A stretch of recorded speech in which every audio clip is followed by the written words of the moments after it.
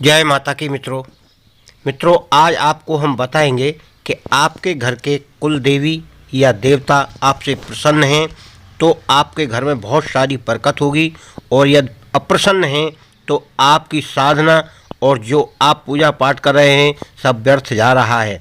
इसलिए आप उन संकेतों को अवश्य पहचानें जो आपके कुलदेवी देवता से संबंध रखते हैं।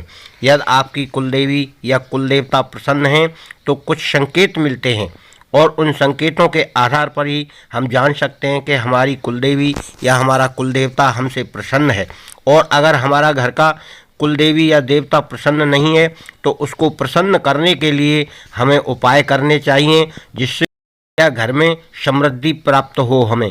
इस प्रकार से जो भी हम पूजा पाठ करें वो सही मायने में हमें फलदायी हो, परंतु हम बिना देवी देवताओं के या अपने घर के जो कुल देवी देवता हैं उनको प्रसन्न किए हुए कोई भी साधना या कोई पूजा पाठ करते हैं तो वह निरर्थक चली जाती है। इस प्रकार से आपको उन चीज़ों को पहचानना है जिससे हमारी कुल देवी प्रसन्न हो, कुल देवता प्रसन्न हो। और प्रत्येक घर के कुल देवी देवता रहते हैं और कोई भी पूजा करने से पहले कुल देवी देवताओं को पूजना पड़ता है, मनाना पड़ता है, और ग्राम देवता को भी मनाना पड़ता है। इसके बाद ही कोई पूजा आपके घर में संपन्न होती है या संपन्न करेंगे आप। बिना उनके या बिना कुलदेवी देवता के आप कोई पूजा करेंगे तो वह पूजा अधूरी रहेगी, और अगर कर भी लिया तो वह पूर्ण कार्य नहीं करेगी। उस पूजा का कोई मतलब नहीं होता है। मित्रों, आगे इस प्रकार इन संकेतों को आप पहचानते रहें और करते रहें। यानी आपके कुलदेवी और कुलदेवता को ही प्रथम लेकर वो चलेगा। बिना उनकी सेवा, बिना उनकी पूजा के वो आपके घर का इलाज बिल्कुल नहीं करेगा। वो आपसे आपके घर के कुलदेवी और कुलदेवता की सेवा जरूर कराएगा। तो देखिए, कुलदेवी और कुलदेवता जब आपके घर में प्रवेश करते हैं तो कुछ ऐसे संकेत हैं जो आपको देखने को मिलते हैं। जैसे अप्रत्यक्ष संकेतों के बारे में मैं आपको बता दूं, जैसे एकता बनना, घर में इतनी एकता का माहौल बन जाता है ना कि आप ये पहचान ही नहीं सकते कि सास कौन है और बहू कौन है। यानी कि सास और बहू में इतनी बनने शुरू हो जाती है कि माँ बेटी की तरह। जब आपके घर में कुलदेवी और कुलदेवता प्रवेश करते हैं, साथ ही आपके घर में बरकत होनी शुरू हो जाती है। इतनी बरकत होती है कि आपको ये समझ नहीं आता कि पहले भी मैं उतना ही कमाता था, अब भी मैं उतना ही कमाता हूं, पर आज इस जो कमाई में जो अब कमा रहा हूं उसमें इतनी बरकत है कि पैसा जुड़ भी रहा है, पैसा बच भी रहा है, और बीमारियां भी घर में नहीं आ रही। और साथ ही आपका जो चित्त है, आपका जो मन है, वो भी प्रसन्न रहना शुरू हो जाता है। आपके घर में अन्य लोगों का चित्त भी प्रसन्न रहना शुरू हो जाता है। तो ये अप्रत्यक्ष रूप से आपको दिखाई देते कुछ ऐसे लक्षण जो आपके कुलदेवी या कुलदेवता के वास के होते हैं कि आपके कुलदेवी और कुलदेवता आपके घर में वास कर चुके हैं। कुलदेवी और कुलदेवता का वास कब नहीं होता आपके घर में? जब आप उनकी पूजा नहीं करते, जब आप उनको कोई भोग प्रसाद अर्पण नहीं करते। जैसे होली और दीपावली आती है, होली और दीपावली पर अपने घर के ऊत पितरों के कपड़े, कुलदेवी और कुलदेवता का उचित मान सम्मान, उनका भोग प्रसाद, कई लोग उनके स्थान पर जाते हैं, ये करना बहुत अनिवार्य होता है। होली और दीपावली ये 2 दिन ऐसे होते हैं, चाहे आप पूरे साल इनको ना पूजो, पर इन 2 दिनों में अगर आपने इनको पूज लिया तो ये आपके वारे के न्यारे कर देते हैं। तो इसलिए होली और दीपावली इनकी पूजा जरूर करें, इनका भोग जरूर दें, इनके स्थान पर जरूर जाए।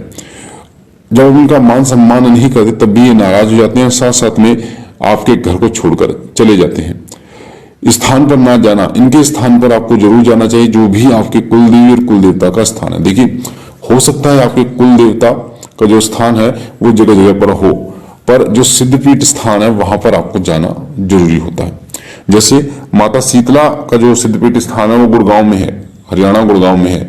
बाकी माता शीतला के मंदिर आपको गांव में भी मिल जाएंगे, जगह जगह पर मिल जाएंगे, पर उनका जो सिद्धपीठ स्थान है जहां पर उनका दरबार लगता है, जहां पर वो साक्षात विराजमान है, वहां पर आपको जाना अनिवार्य होता है। तो उनके सिद्धपीठ स्थान पर आप जाइए।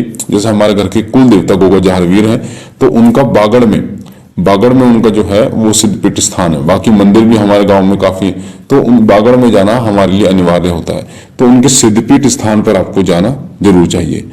आपके घर के कुलदेवी और कुलदेवता आपके घर से पलायन जो कर जाते हैं वो इसलिए भी कर जाते हैं कि आपके घर में जब कोई बच्चा पैदा होता है तो आपको अपने घर के कुलदेवी या कुलदेवता के स्थान पर जाना जरूर चाहिए। कई लोग बच्चे के बाल उतरवाने जाते हैं, जो कि अनिवार्य होता है, कुलदेवी या कुलदेवता के स्थान पर उनके बाल उतारे जाते हैं, जो कि परंपरा होती है। इसको नहीं तोड़ना चाहिए, इसको आगे बढ़ाते रहना चाहिए। जो आपके बुजुर्गों ने किया वही आपको करना चाहिए, क्योंकि देवता जो है वो आपके बुजुर्गों से चले। शादी होने के बाद उनके स्थान पर जरूर जाना चाहिए। कई घरों की गठजोड़े की जात जो है वो लगाई जाती है, तो उनके स्थान पर जाके गठजोड़े की जात जरूर लगानी चाहिए। तो अब मैं आपको बताना वो प्रत्यक्ष ऐसे संकेत जिससे आप ये जान सकते हैं कि आपके कुलदेवी और कुलदेवता का वास आपके घर में है।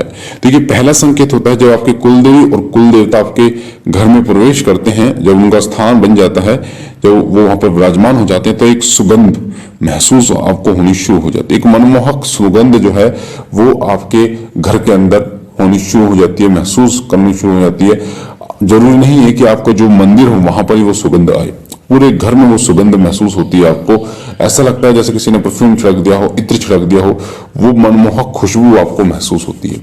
और वही मनमोहक खुशबू आपके घर में एक सकारात्मकता का माहौल लेके आती है। एक ऐसा सकारात्मक माहौल वहां पर निर्माण करती है जिससे आप सही दिशा पकड़ पाते हैं, सही दिशा में चल पाते हैं। मैं आपको बता दूं कि जो लोग आत्महत्या करते हैं, जो लोग गलत कार्य करते हैं, वो नकारात्मक विचारों के कारण करते हैं, क्योंकि उनके दिमाग में इतने नकारात्मक विचार हावी हो जाते हैं कि वो मजबूर हो जाते हैं, क्योंकि दिमाग से ही आपका शरीर कार्य करता है। पर जब कुलदेवी या कुलदेवता का वास आपके घर में होता है तो एक ऐसा सकारात्मक माहौल बनता है कि आप अच्छा ही सोचते हैं, अपने परिवार के बारे में अच्छा सोचते हैं। साथ ही कोई काम ऐसा है जिसे आप करने जा रहे हैं या काम कर रहे हैं, उसके बारे में सही निर्णय आप लेते हैं और आपका फायदा होता है। और सेम आपके घर में जब कोई अन्य बाहरी व्यक्ति प्रवेश करता है, उसको भी एक सकारात्मक माहौल वहां पर मिलता है।